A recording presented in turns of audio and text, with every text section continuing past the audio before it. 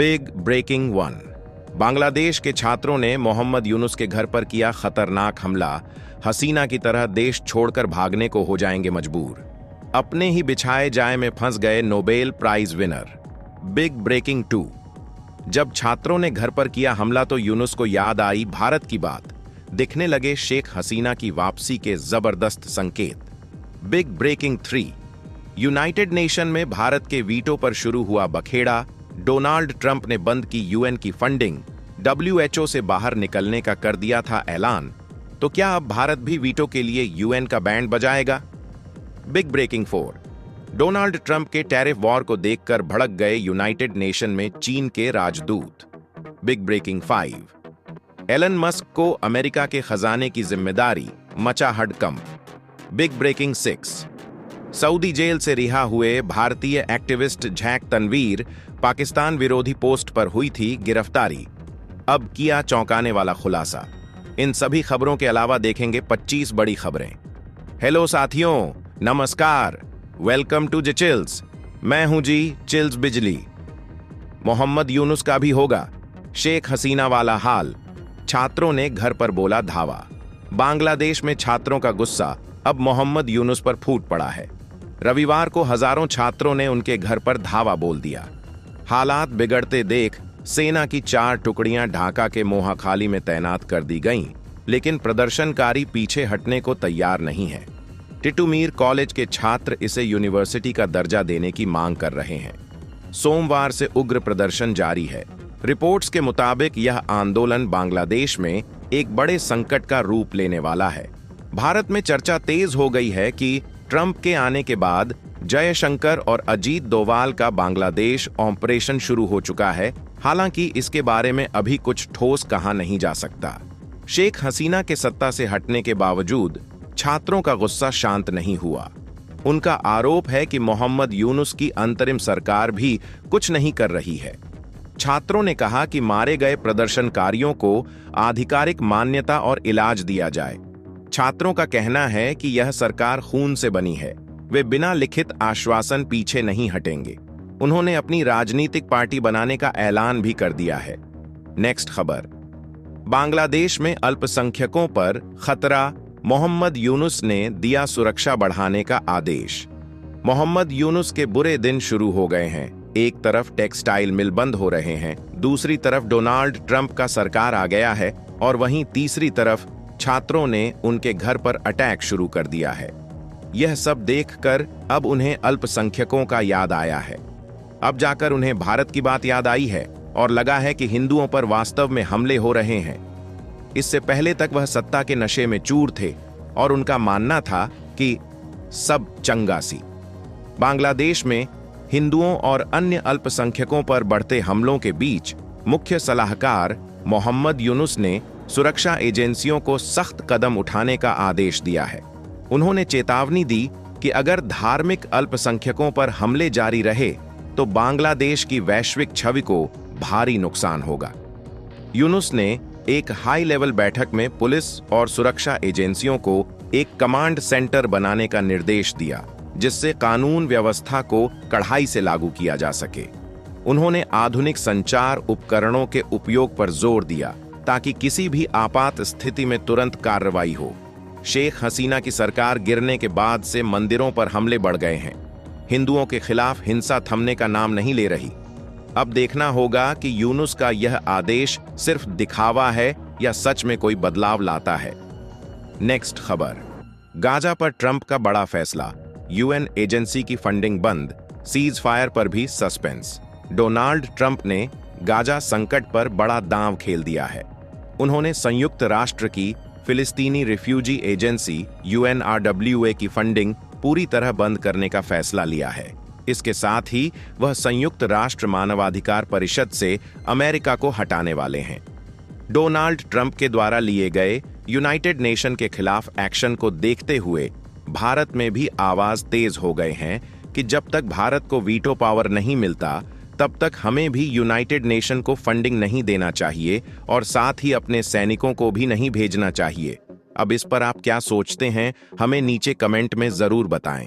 वही ट्रंप ने कहा कि वह गाजा में सीज फायर की गारंटी नहीं दे सकते। इजरायल और हमास दोनों सहमत हैं, लेकिन नेतन्याहू सरकार पर भारी दबाव है। जल्द ही व्हाइट हाउस में नेतन्याहू और ट्रंप की मुलाकात होगी। अब यह देखना होगा कि गाजा संकट और कितना गहराता है। नेक्स्ट खबर, टैरिफ जंग में चीन की धमकी, बोला अमेरिका को होगा नुकसान। डोनाल्ड ट्रंप के 10% टैरिफ के फैसले पर चीन ने दो टूक जवाब दिया है। संयुक्त राष्ट्र में चीन के राजदूत फूकांग ने कहा कि व्यापार युद्ध में कोई जीत नहीं सकता। चीन ने अमेरिका पर WTO नियमों के उल्लंघन का आरोप लगाते हुए जवाबी कार्रवाई की चेतावनी दी है। बीजिंग ने कहा कि अमेरिका अपनी समस्याओं पर ध्यान दे, फेंटेनाइल पर बहानेबाजी बंद करे। 18 फरवरी को संयुक्त राष्ट्र सुरक्षा परिषद की बैठक में अमेरिकी विदेश मंत्री मार्को रूबियो और चीनी विदेश मंत्री वांग यी आमने सामने होंगे। अब देखना होगा कि यह विवाद और कितना बढ़ता है।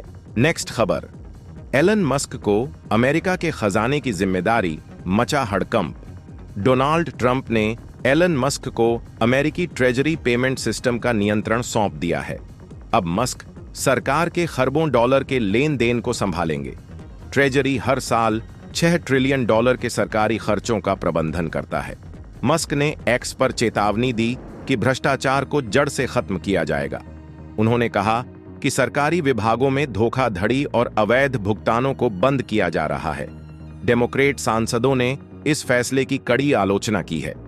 सीनेट बैंकिंग समिति की प्रमुख एलिजाबेथ वॉरेन ने इसे असाधारण रूप से खतरनाक बताया और मस्क को अनिर्वाचित अरबपति करार दिया।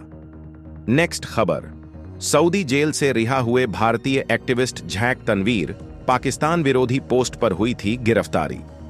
भारतीय एक्टिविस्ट झैक तनवीर 1 साल बाद सऊदी जेल से रिहा हो गए हैं।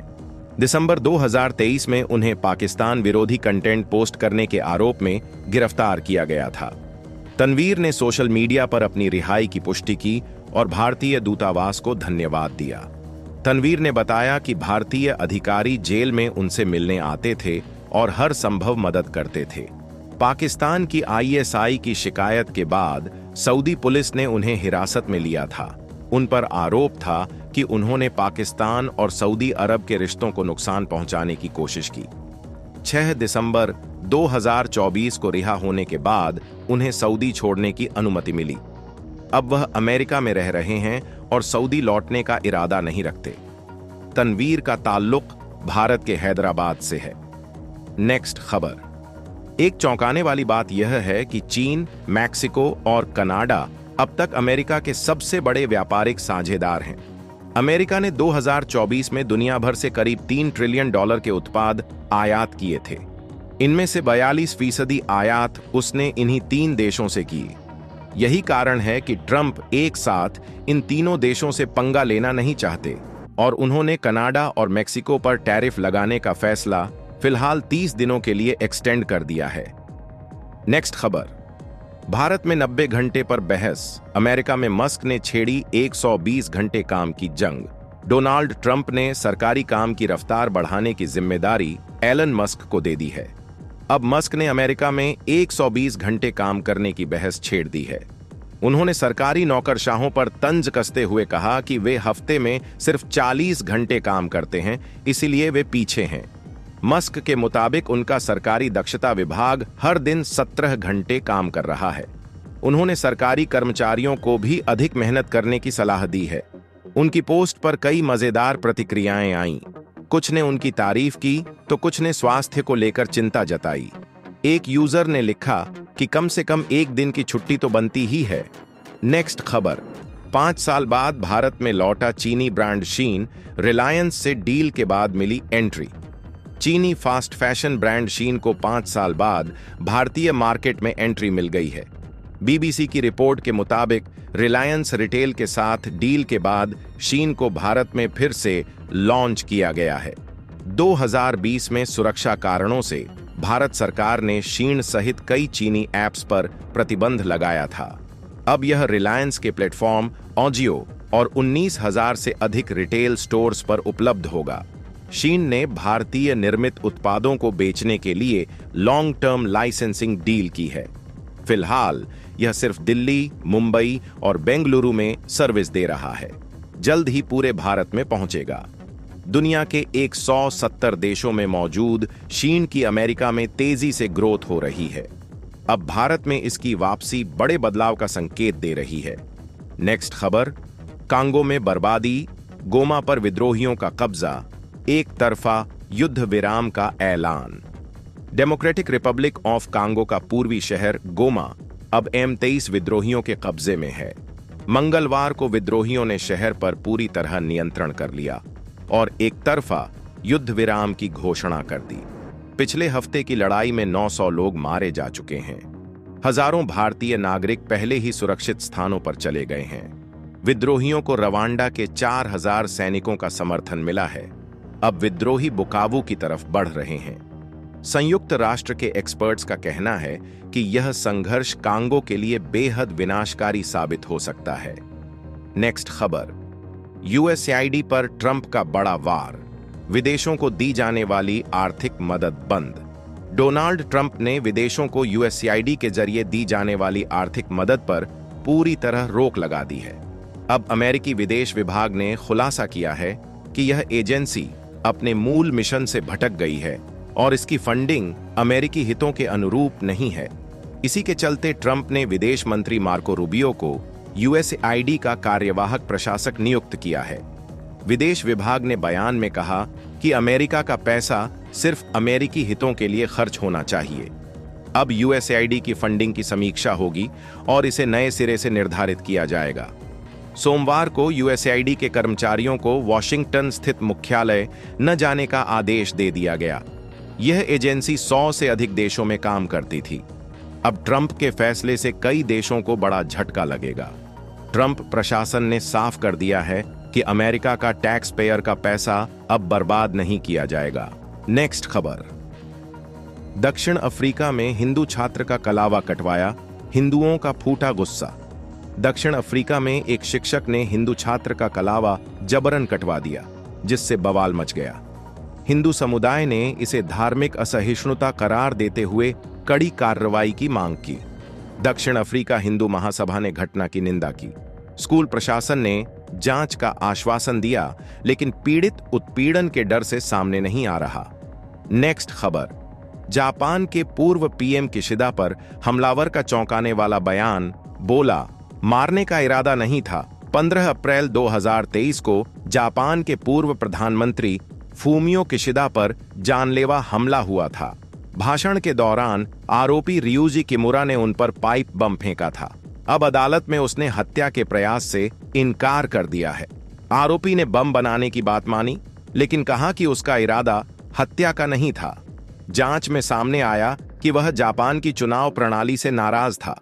उसने 2022 में सरकार पर चुनाव लड़ने से रोकने का आरोप लगाया था। नेक्स्ट खबर, धरती की ओर बढ़ रहा खतरनाक एस्टेरॉयड, दक्षिण एशिया में तबाही मचने का खतरा। वैज्ञानिकों की चिंता बढ़ाने वाला एस्टेरॉयड 2024 YR4 तेजी से धरती की ओर बढ़ रहा है। यूरोपीय अंतरिक्ष एजेंसी ने चेतावनी दी है कि 22 दिसंबर 2032 को इसके पृथ्वी के पास से गुजरने की 99% संभावना है, लेकिन टकराव की 1% भी संभावना तबाही ला सकती है। 40 से 90 मीटर के आकार वाला यह एस्टेरॉयड परमाणु बम जितनी तबाही मचा सकता है।